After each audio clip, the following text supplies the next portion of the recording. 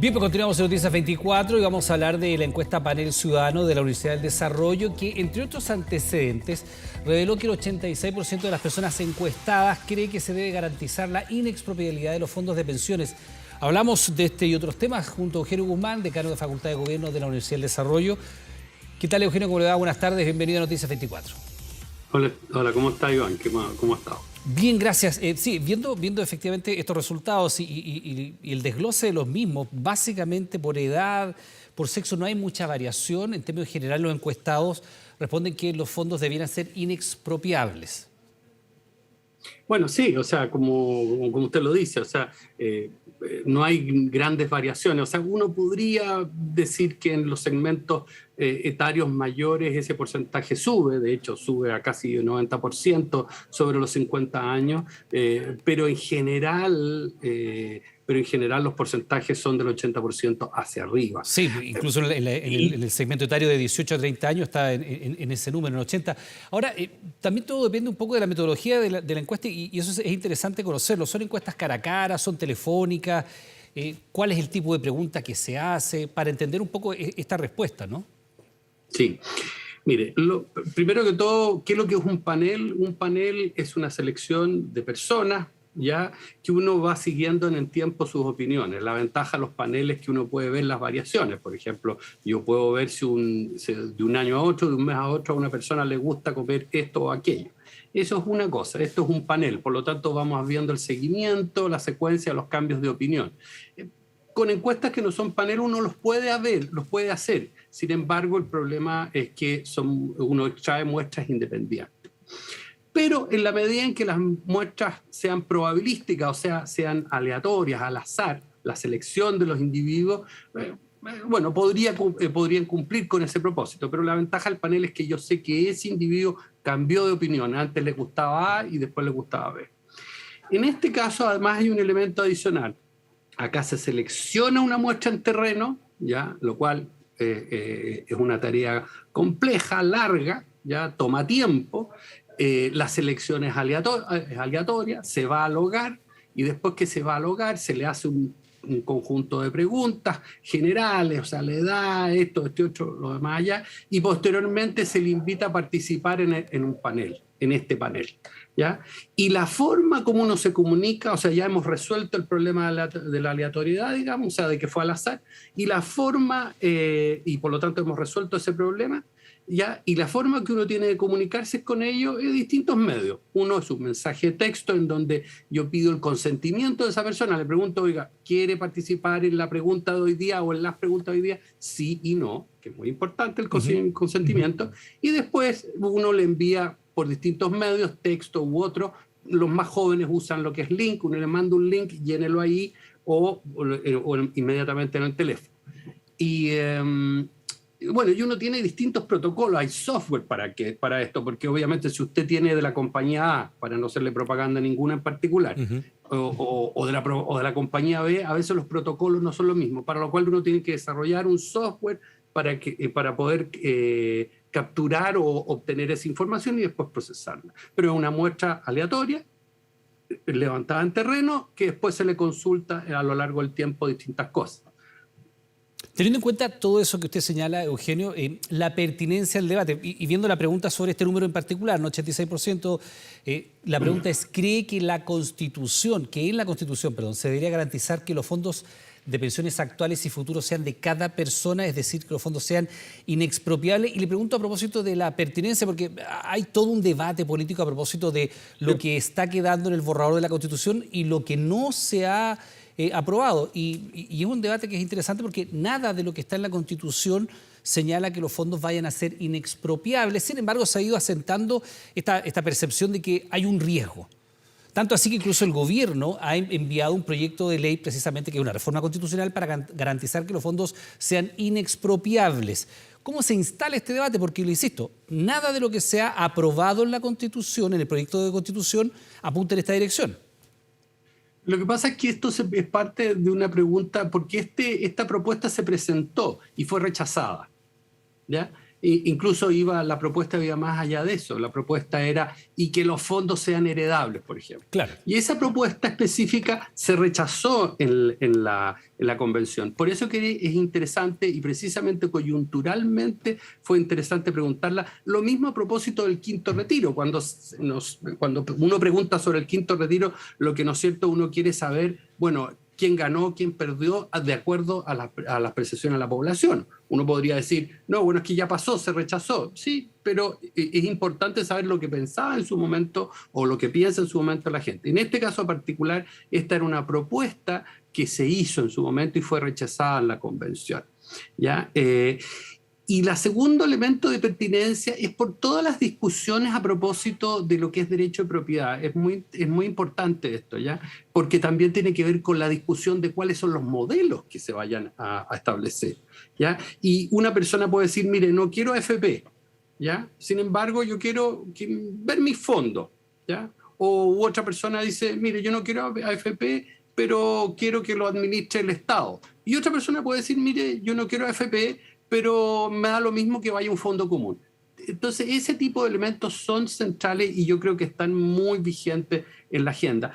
Y como usted dice, Iván, el gobierno envió este proyecto, y si no mal entiendo, ya ahí usted me puede corregir, esto fue precisamente como parte de la negociación que hace con la oposición para que se apruebe, para obtener votos para el rechazo al quinto retiro. No fue una transacción en ese sentido, pero de hecho nunca había estado. Eugenio, no es una suposición, está expresamente dicho por el ministro Giorgio Jackson, de hecho entrevistado hace un par de semanas acá en el Estado Nacional, dice que efectivamente se va a mandar este proyecto para garantizarlo y que era parte de una conversación que se había tenido con la oposición. Claro, ahora, Eugenio, sobre esto yo le insisto, está bien, se han rechazado artículos que apuntan en este sentido, es decir, no estarán en el borrador de la Constitución, pero tampoco está en el borrador de la Constitución nada que vaya en un sentido contrario, es decir, no hay nada que diga se va a expropiar los fondos de las AFP o los fondos dejarán de pertenecer a sus trabajadores. Nada dice una coma sobre eso.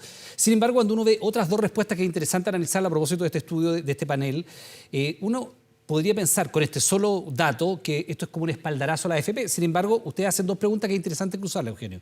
La primera es, ¿qué institución debería encargarse de administrar los fondos de pensiones?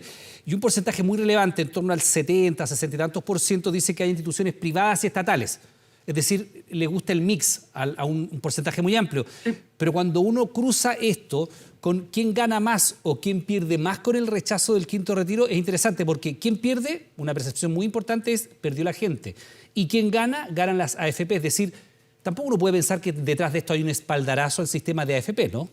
No, para nada, no, para nada. Al contrario, yo lo vería un poquito más escépticamente eso. Al contrario, por eso hay una fuerte crítica aquí al tema de la Claro, AFP. por supuesto que sí, obviamente.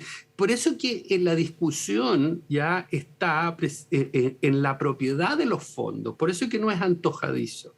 ¿Ya? Es porque ha estado en discusión. Imagínense que más allá de cualquier cosa, si usted puede ver, pues, Iván, esta discusión no empezó ayer, ni la semana pasada, ha estado permanentemente y hay personas que se han manifestado en una dirección y otras personas en otra dirección. Por ejemplo, el programa de gobierno de la actual coalición dice que se van a respetar esos fondos, pero ese tipo, o al menos no dice nada respecto a que vayan a ser socializados, digamos, ¿no? O hasta donde yo recuerdo.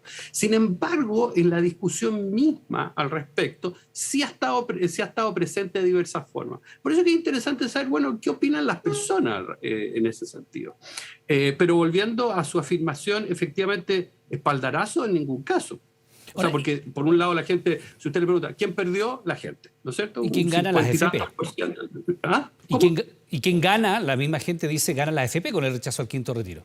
Claro, y desde ese punto de vista, ¿no es cierto? Ahí hay un mensaje interesante. Y probablemente, no lo sabemos, aún habría que chequearlo, eso puede haber tenido un impacto, no lo sé, podría haber tenido un impacto en la imagen nuevamente de los políticos, como asimismo, ¿no es cierto?, del gobierno, no lo sabemos todavía. Ahora, Eugenio, cruzando un par de datos más. Y una cosa, sí, Iván, sí. fíjese bien que en esa pregunta si usted lo ve por quién gana o quién pierde por grupo etario, salen cosas bien interesantes a todo esto. A ver, respecto a qué, o sea, quién gana o quién ejemplo, pierde por grupo etario, está masculino femenino en los gráficos. Claro, no, pero claro, es que bueno, no sé, ahí quién publica esas cosas no depende Sí, no, de uno, evidentemente usted en el panel tiene el desglose. Bueno, ¿cuáles son las diferencias sí, por grupo etario? no, Porque por sexo, disculpe, Eugenio, por sexo sí, está bien parejo. sí. No hay grandes diferencias. O sea, sí, pero fíjese que por edad le voy a dar un dato.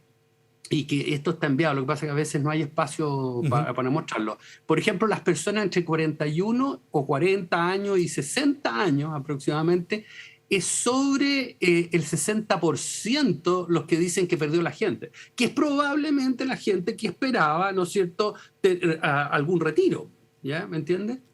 ¿Ya? Y por lo tanto, ¿no es cierto?, ese segmento el que aparece más enervado o más...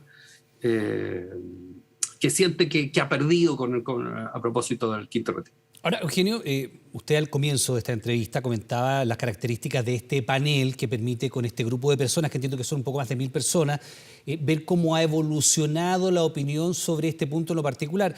Y sería interesante poder hacer este cruce, y se lo hago comentándole los dichos del vicepresidente de la Convención Constituyente, Gaspar Domínguez, quien se pronuncia a propósito de este proyecto que usted saca a colación, que es el proyecto enviado por el Ejecutivo para garantizar que los fondos de pensiones le pertenecen a los trabajadores que son inexpropiables. Y él señala que es una impertinencia del gobierno haber enviado este proyecto de ley porque dice, entre otras cosas, se lo voy a citar textual, creo que es inapropiado generar propuestas de norma constitucional o normas constitucionales que busquen hacerse cargo de mentiras o miedos infundados. Es parte de lo que afirma Gaspar Domínguez durante esta jornada, el vicepresidente de la Convención, a propósito de este proyecto de ley y la discusión que se genera.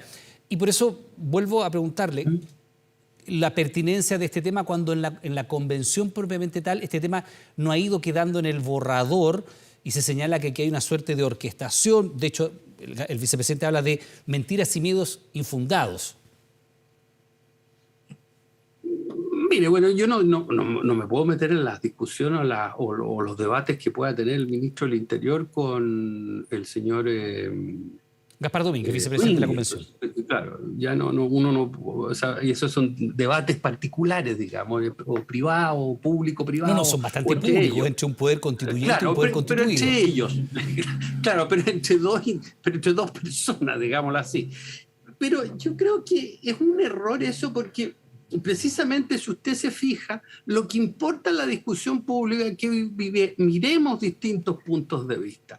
Y bueno, y si uno ve muchos detalles, por ejemplo, uno podría haber dicho, nosotros una vez preguntamos si, bueno, usted está de acuerdo con un sistema político o un país que se defina plurinacional o pluricultural. La gente dice, no, pluricultural, somos distintas culturas. Alguien podría decir, bueno, eso interfiere el debate porque eso no se había aprobado.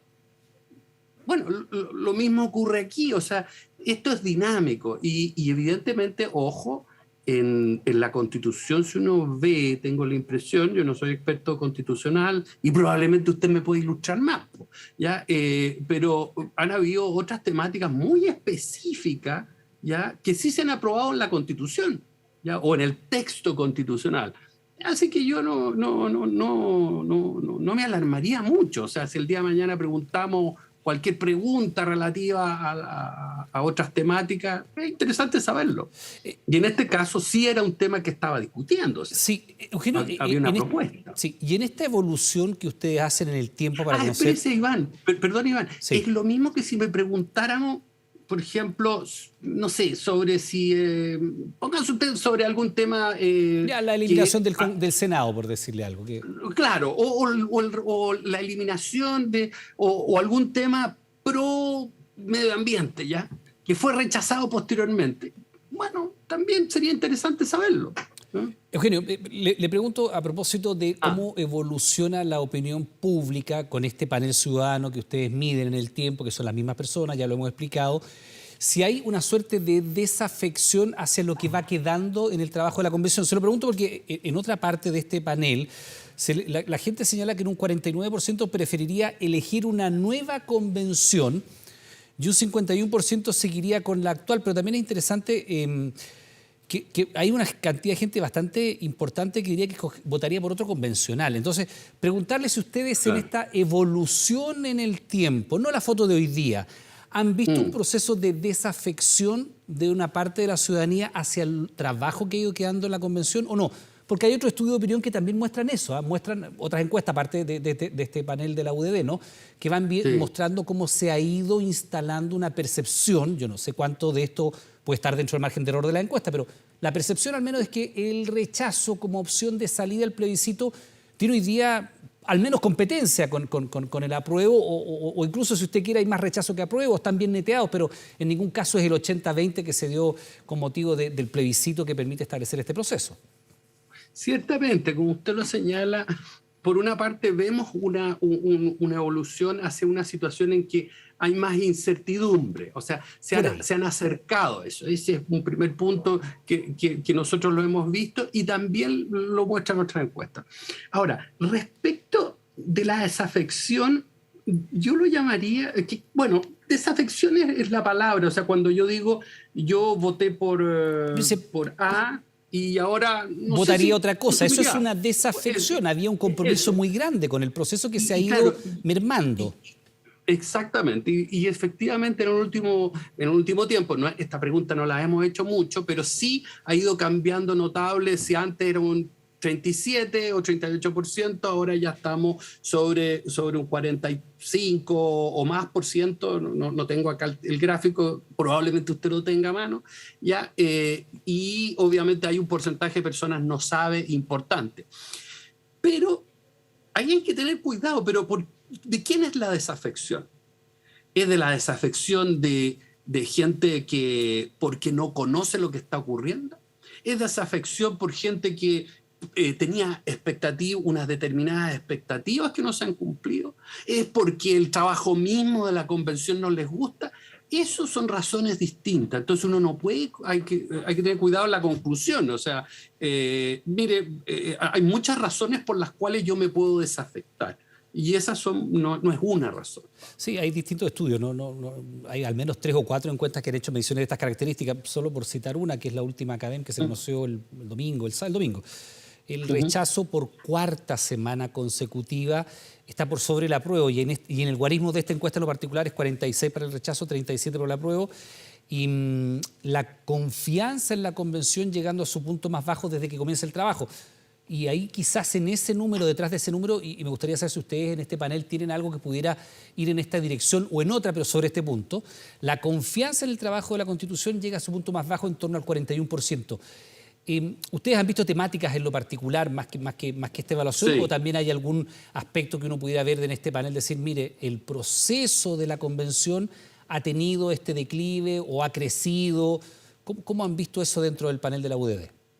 Sí, o sea, si lo vemos en términos particulares, específicos, por ejemplo, en la disposición a votar por la misma persona, ha habido un deterioro. Por eso que si era 36 hace un mes, un poco menos, hoy en día el porcentaje es mucho más grande. O sea, personas que dicen, no volvería a votar por esa persona. Obviamente hay diferencias por sexo, o por grupo, más por sexo, más por grupo etario, ¿ya? Y respecto de aprobación-rechazo, las mediciones que hemos hecho son bastante estrechas. O sea, la última que hicimos era 4 puntos, 5 puntos, de ese orden, 4 puntos, pero es muy estrecho. O sea, todavía yo creo que hay bastante incertidumbre, debe ser del orden de un 19%, un poquito menos, un poquito más, entre 2 categorías de personas. Una, aquellas que dicen, no voy a ir a votar. Fíjese qué interesante. Que tampoco eso puede ser porque es voto obligatorio. Es que sí es, Iván. Sí, claro, porque sopera de multa, pero en términos generales la gente... No, es que, Iván, creo yo, ahí habrá que reportearlo, yo no estoy tan atento, pero hasta donde yo entiendo, no hay sanción. Entonces ahí hay un punto. Habría que preguntarle al CERVEL si va a haber sanción, no lo sé. ¿Ya? Pero gente que se atreve a decir, mire, no voy a ir a votar. Y probablemente esas personas van a salir finalmente en la contabilidad, no van a ser votantes probables. Y por otro lado, personas que están indecisas, un 10, 12% de personas que dicen, mire, todavía no sé por dónde voy a votar. Entonces, el margen se ha ido estrechando, incluso ha subido el rechazo, ¿ya? Pero en un porcentaje pequeño aún, ¿ya? Lo cual hace pensar que hay poca diferencia. Y, y eso ha sido una tendencia, pero todavía hay un porcentaje importante de personas que señalan que... Eugenio, solo para dar el dato, ¿no? El voto es obligatorio. Se le ha consultado incluso a la Secretaría General de Gobierno a propósito de esto, y quienes no voten se exponen a una multa que va desde las 0,5 a las 3 unidades tributarias mensuales, es decir, oscila desde los 27.000 a los 167.000 pesos. Es una multa no menor. Entonces, muy grande. No, claro, entonces probablemente ahí hay una situación que es distinta, que es analizable. Claro. Pese a lo cual, en el panel de ustedes hay gente que se manifiesta incluso por la disposición de no ir a votar. Claro, y nosotros, ¿y por qué hicimos esto, oiga?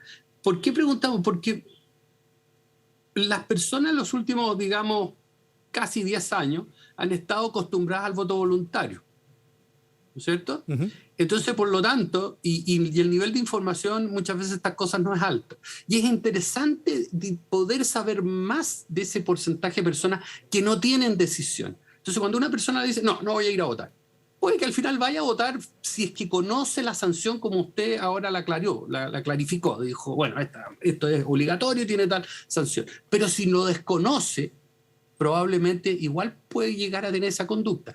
Y lo otro, fíjense que antes se usaba mucha amnistía en todo esto. Sí. O sea, se amnistiaba todo. Sí, claro. Entonces, si usted tiene, no sé, imagínense que un 1% no va a votar, a ver, déjeme ver, son 140.000 personas. Uh-huh.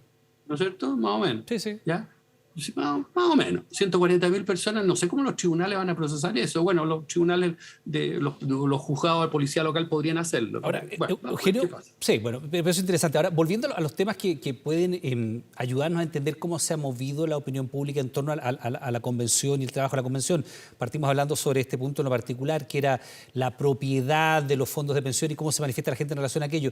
¿Qué otras temáticas de las que han sido discutidas en la convención y han ido quedando en el borrador de Constitución han ido dividiendo aguas, de acuerdo al panel que usted dirige?